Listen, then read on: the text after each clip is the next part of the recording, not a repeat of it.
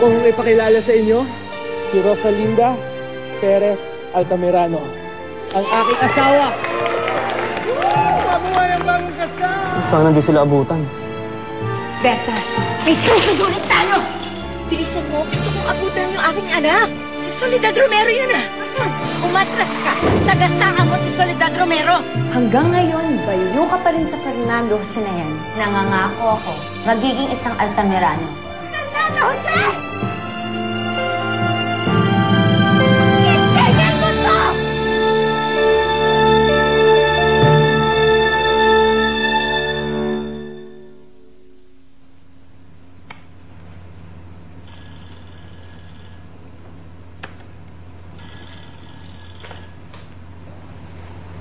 Hello?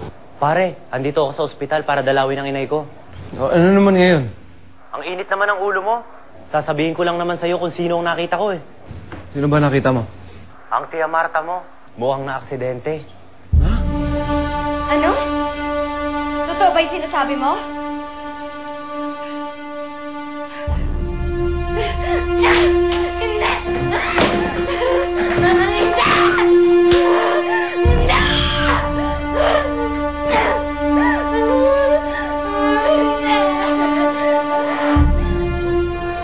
Ano ginagawa mo dito? Layuan mo ang babae yan! Layuan mo ang hampas lupang yan! Huwag mo akong umangat, Jessica! Jessica! Lumayo ka sa akin! Diyos mo! Ano nangyayari sa'yo? Lola, kinasal na si Fernando at si Rosalinda! Kinasal na sila! Mga peste sila! Fernando Jose, lumayo ka sa kanya! Lumayo ka sa hampas lupang yan! Akala mo ba?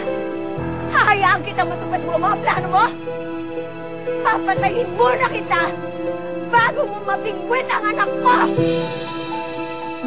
Hayaan mo silang dalawa. Nagmamahalan sila eh. Kaya huwag ka na tumutol pa. Tuminga! Huwag mo sasaktan ang asawa ko, Mama.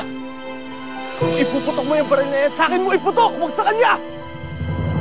Ibigay mo ang buhay mo para sa kanya? Oo, Mama. Ibibigay ko ang buhay ko pati na ang kaluluwa ko. Dahil mahal ko si Rosalinda. Kaya sige, barilin mo na ako! Hindi mo alam ang sinasabi mo, Fernando Jose. Walang pwedeng manakit kay Rosalinda. Fernando Jose, binabalaan kita. Pag ginawa mo yan, magkalimutan na tayo! Itatakwil kita bilang anak ko!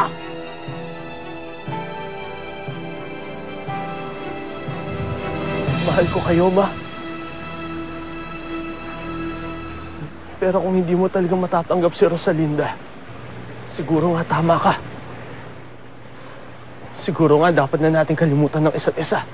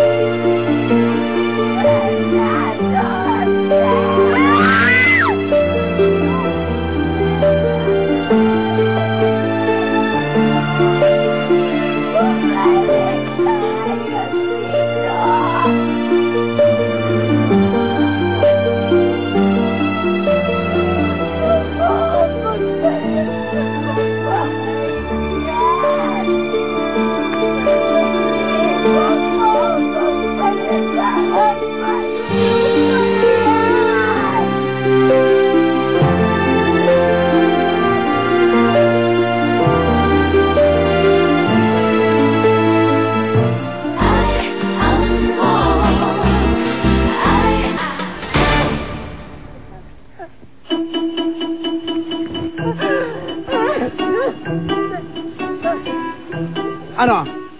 Mabuti nga sa'yo't iniwan ka ng anak mo. Tama. Dapat na mangyari sa'yo yan.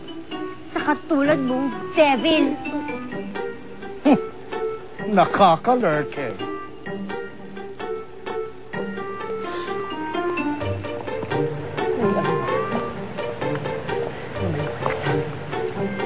Mga dukha!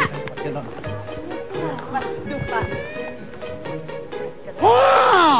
Dito! Huwag mo kaming ilalait-lait. Impacta ka. Tama! Hindi mo kami pinapakain. Tama! Baka gustong matikman ng Sige, bangis. Sige, Mark! Ha? Bigyan mo! Bangis ni Florencio? Ha? Bitawan nyo nga ako! Bitawan niyo siya! Ay, ba't nyo kami bitawan? Hoy! Grabe kayo kung bumalik yung paktang yun, no? Parang mapatay yun eh. Umalis na, no? Hoy! Hoy, dito! Tama na, no? Talo na siya. Ikaw naman. Kaya malis na dali. Ayoko na. Tama na. Tama na. Tama yata eh. Mars, loka. Ang tapang mo, Mars. Oo, talaga. Ha? Tama na talaga. Baka bumalik pa yun.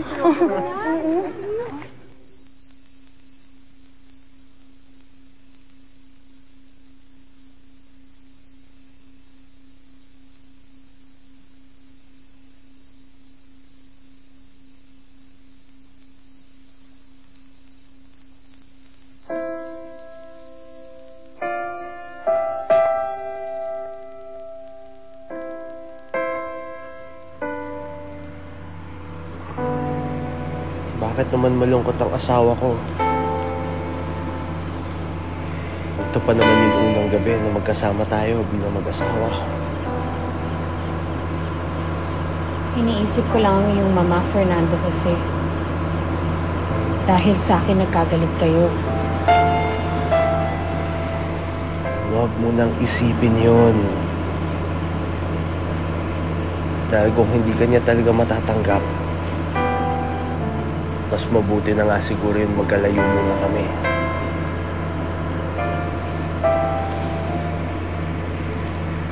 Bakit ba nila tayong pilit pinaghihiwalay, Fernando Jose? Ang iyong mama, si Tia Marta, ano bang kasalanan natin sa kanila? Bakit ayaw nilang pagbigyan ng pagmamahala natin? Kung ano man yung problema nila, kung ano man yung dahilan nila, wala na akong pakialam doon. Hindi naman natin sila kailangan. Ikaw lang ang kailangan ko sa buhay ko. Pero kailan tayo matatahimik? Aalis tayo dito. Pupunta tayo sa Amerika. Doon tayo titira. Tayong dalawa lang. Yung malayo sa gulo.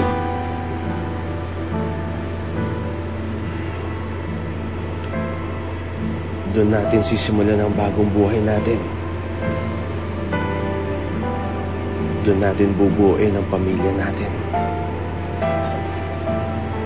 Magkakaanak tayo. Gusto ko 5. Fernando Jose, Masaya ako. Masayang masaya. Dahil natupad na rin yung gustong makasal ako sa'yo. Wala nang makakapaghiwalay sa atin, Rosalinda. Wala na.